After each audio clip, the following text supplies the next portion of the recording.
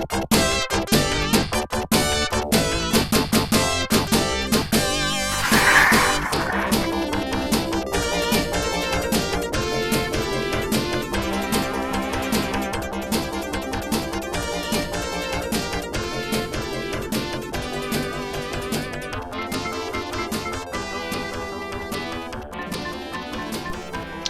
so in this video we're look at, continue working on Unit 4. So this is going to be the talk about impulse. Okay, impulse is an area where calculus does come into play here in physics. Um, and again, it goes back to Physics 1 focuses when forces are constant. Physics C focuses on forces are varied. And so here, so if you take Newton's second law, right, we can take these concepts and relate momentum. Right, so we can, I apologize, that is not good handwriting. Okay, so we can relate the momentum of an object or a particle to the force or net force acting on the particle. Okay, and then so this is how this works. So if I take my Newton's second law equation, F equals ma, we know that a, right, acceleration is delta v over delta t, or dv dt. So I'm going to plug that in.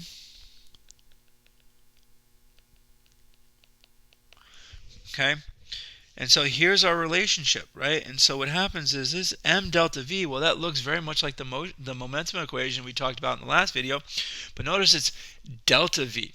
And so what happens is this leads to change in momentum.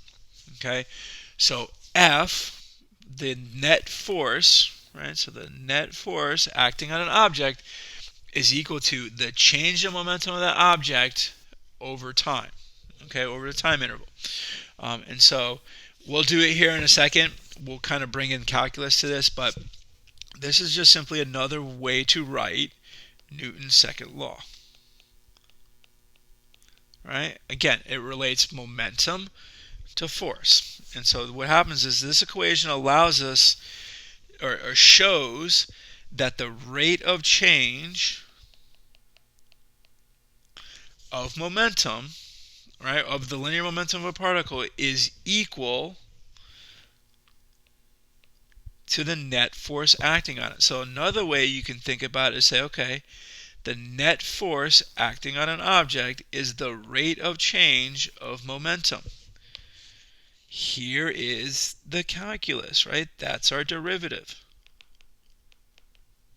Okay, but I like to explain it this way, is that students don't like to work in fractions, so I like to write this equation linearly.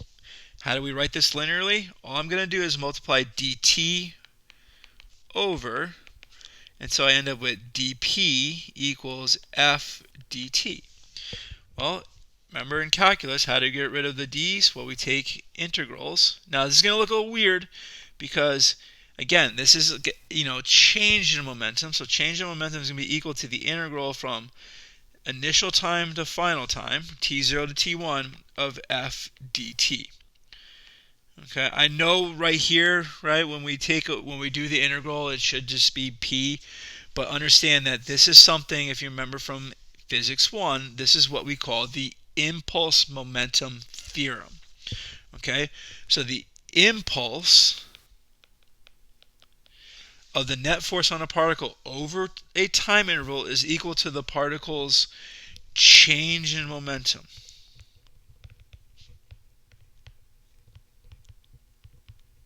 Now, the symbol for impulse is J. It is a vector, right, because we have all these vectors. So just in general, if your force is constant, it's going to be simply F delta T, right? So if F is constant, but if your force is varied, right, a variable force or a varied force, it's going to be the integral of T0 to T1 of F dt. And so again, this is when you have a varied force. Okay, so there's really two equations here, right? One when the force is constant, which again is centered in AP1, and this is where we kind of do APC. Okay, And so the unit for impulse oftentimes is Newton times seconds, but also understanding that because this is equal to change in momentum, the impulse is also kilograms times meters per second.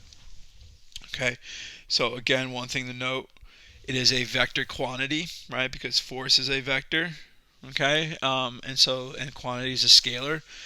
So when you multiply a vector times scalar, it's a vector quantity. And so now, if the force that is being applied is constant, right? The impulse is just simply the product of the net force, or that force, and the time interval, right? Or simply, I wrote it before, just simply J equals F delta T. Okay, so here is how, just real quick before we get into some examples, here is how technology works, right? So car technology, let's say airbags, right?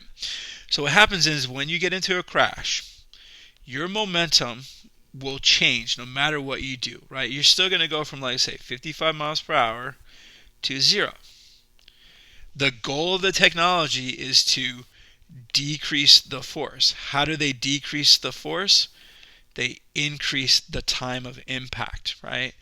Your impulse will always be the same because your change in momentum will be the same. It's the same car, undergoing the same change in velocity, which means if I do it with a wall, or if I, let's say I'm in the car and I have the airbag, right? If I do it dashboard only versus airbag, right? The dashboard is a short, quick impact. The airbag is this nice, long impact, okay? And so if you ever get a chance, Chevy did a great video of crashing a 1959 Bel Air into a, early mid to, or like 2010s or somewhere in there, late 2020 or 2000s Chevy Malibu. And you could see the difference between the two, right? I know a lot of people are like, oh, cars back in the 50s and 60s, well, they're tanks. Well, they're tanks because they use like heavy steel beams and so forth to create the frames. But that's a problem because there's no way for energy to dissipate. And so what does it do? It just pushes everything back into the driver, to include the dashboard. Okay? Now, the Chevy Malibu, right? It has crumple zones, and so it's got all this new technology that uses this principle of impulse to dissipate the energy. The zones are designed to break, leaving the dashboard essentially intact. There's an airbag that pops out, and so we're increasing the time of impact to decrease the force because the impulse is going to be the same. Okay. All right. So let's look at how this works. I'm actually going to do the second example problem first. I should have switched these two. And so here we have a particle of mass 2 kilograms initially moving along the y-axis at a speed of 2 meters per second. At time t equals 0, a force of F is going to be applied in the positive direction for 3 seconds. And the force varies with time according to the equation F of t equals 9t minus 3t squared, where F is in newtons and t is in seconds. Okay, and you calculate the final speed of this particle after 3 seconds. Okay, so the first thing we need to do is find what is the impulse, right, of this. And let me write the just general form of the equation first.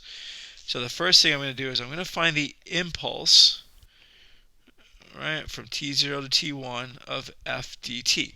You know you have to use the calculus part. As I've mentioned before, anytime they give you an equation for force, that's where calculus is going to come into play.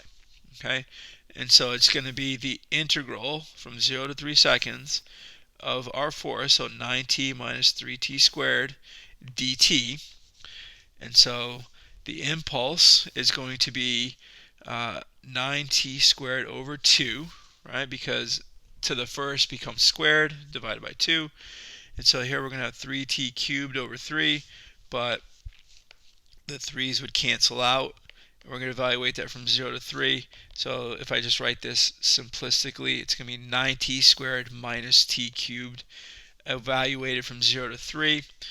Again, the great thing, if you have 0 as your lower limit, right, because it's like upper limit minus lower limit, that's just going to be 0. So I'm just going to plug in 3. So 9 times 3 squared over 2 minus 3 cubed. And we end up with an impulse of 13 point. Sorry, I thought I had it calculated on my version of the notes. And so it's going to be,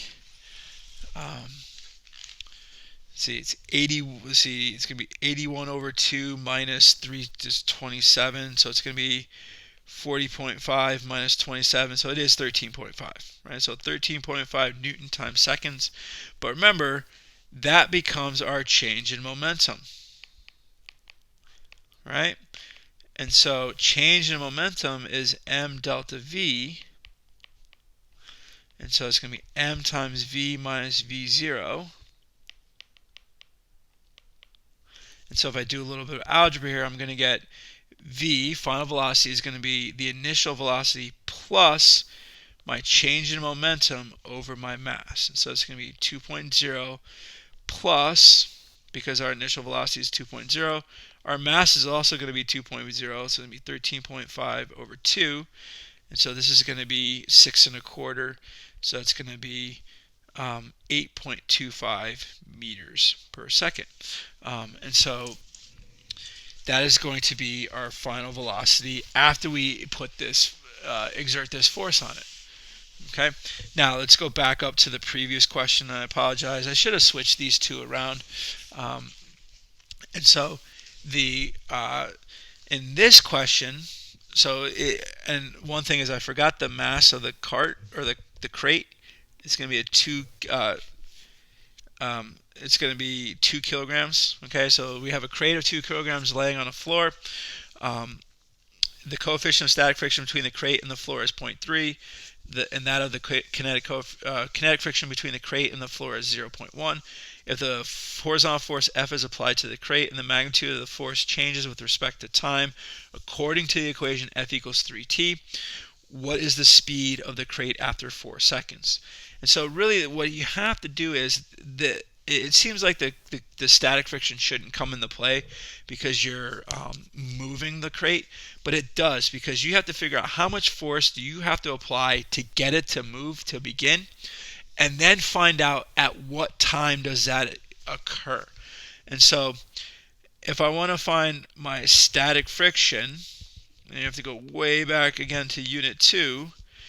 So my static friction is going to be simply mu mg, and so I'm going to do 0.3 times 2.0. I'm going to use 10 for simplicity. So it's going to tell me I have to apply 6 newtons worth of force, right, to get this object to begin to move. Anything less than that, it's not moving. So I need to figure out at what time does that occur by using my F equals 3t equation, right, my variable force equation here. So I'm going to 6 equals 3t. So that's going to happen at 2 seconds. And that's important because now when I do the integral, I know I'm going to go from 2 to 4 seconds, right? Because from 0 to 2 seconds, nothing's happening. It's not moving, okay? All the movement happens after 2 seconds. And so now you do have to be careful because we are now going to have kinetic friction. And so that's going to, again, be applied constantly. So I need to figure out what is that constant value going to be, because remember, my impulse equation is net force dt, right? So I need to figure out what is the net force. And so I'm going to do 0.1 times 2 times 10. And so I'm going to be constantly applying a 2 Newton frictional force.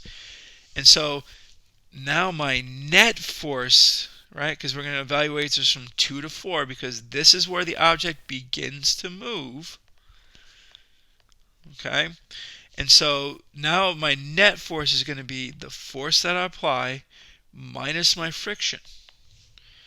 Okay, and so now I can do my integral. Right, so I do my integral, and so it's going to be 3t squared over 2 minus 2t. Evaluate that from 2 to 4. Again, this is also equal to my change in momentum, right? And so it's going to be. All right, so now I can evaluate this by plugging in my upper and lower limits. So I'm going to 3 times 4 squared over 2 minus 2 times 4. And now this would be an example where your lower limit does come into play because it's not equal to 0. So I'm going to do 3 times 4 squared over 2 minus 2 times 4. And I'm going to do 3 times 2 squared over 2 minus 2 times 2. Right? And so that's going to be 16. 48 over 2 is 24 minus 8.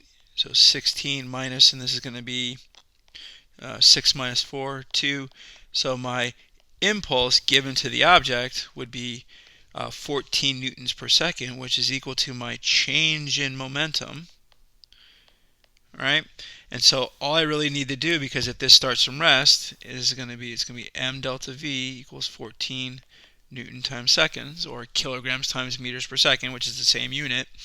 So my change in velocity, which actually, because my change in velocity is v minus v is 0, right? It's going to be equal to my initial velocity is 0. It's going to be 14 divided by 2, which after 4 seconds, I'm going to be traveling 7 meters per second. Okay, so again, this is an example. I can easily have just given you a force that was constant, and you're just doing like F delta T, M delta V. Okay, but being that this is AP Physics C, I wanted to give some examples focusing around the calculus. Okay, so now one thing to recall, right, is that when you take the integral, what you're actually doing is finding the area under a curve. And so what happens is you can find the area, or you can find the impulse by finding the area under a force time graph. Okay, and so this is, again, I was talking about crash test data. This is what they do in crash test data, and so you can go to like NHTSA, the National Highway Traffic Safety Authority's website, and get the crash test data for any car. They have it for they have a good bank of them. And you can look at the effect of a crash on a head and do some calculations, and to do what we're about to do here, with that crash test data, right?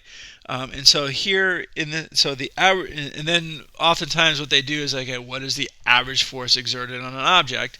And so what you're going to do is you would say, okay, the average force exerted or can be found by taking the area under the curve, which again is going to be the impulse, right, and simply dividing it by the time interval,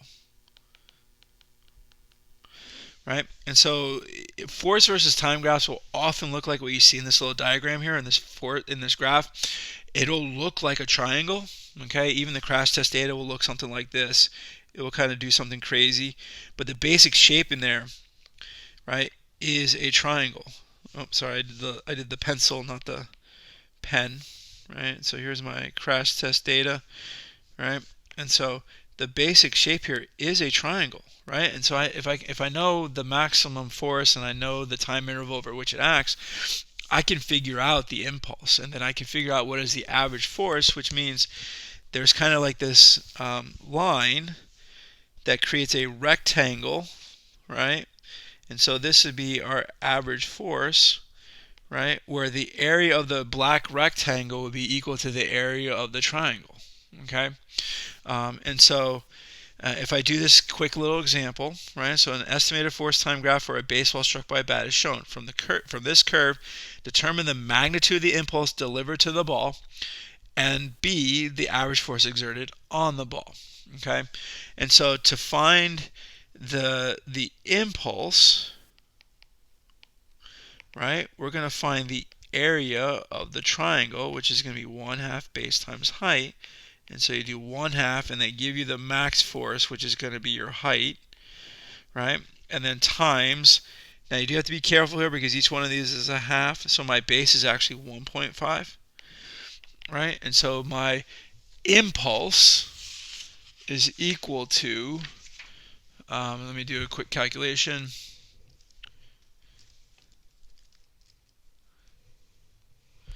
So it's going to be 0.5 times, not divided by, times 18,000 times 1.5. And so my impulse is going to be 13,500 Newton times seconds. Okay, and so my J, right, and so it's going to be this area here, right? And so the next part of the question says, what is the average force exerted on the ball, right? And so average force is going to be simply the impulse divided by the change in time. And so it's going to be 13,500 divided by, and that's going to be Newton times seconds, divided by 1.5 seconds, and those the seconds cancel out. So 13,500 divided by 1.5 is going to give me an average force of 9,000 newtons. And so oftentimes what you see on graphs is that they'll take, and say, okay, here's my time interval, right? And say, okay, there's a rectangle that I can create that has the same area, right, created by a horizontal line as that triangle. Okay, and that's what you often see, with these impulse momentum type questions or force versus time graphs. Okay, now in the next video we're going to start talking about conservation of momentum. I'm not going to do it as one giant video. I'm going to break it up into parts, because if you do it as one giant video, this potentially can end up being like a 30 to 45 minute video. And so we're going to focus on conservation of momentum. Again, for some, it may just be a review if you've done AP Physics 1. There's not much of a difference. There's not a lot of quote-unquote calculus that sits in conservation of momentum. But again, we do need to talk about systems. We will talk about the different types of collisions and explosions. And so there are going to be some little tips and some little simple or equations to help you out solving some problems. So these are not equations given to you by AP or by College Board, but these will be ones that you will want to memorize, okay, in some way, because it's just going to be helpful. Okay, so the next video is going to be focusing around conservation of momentum.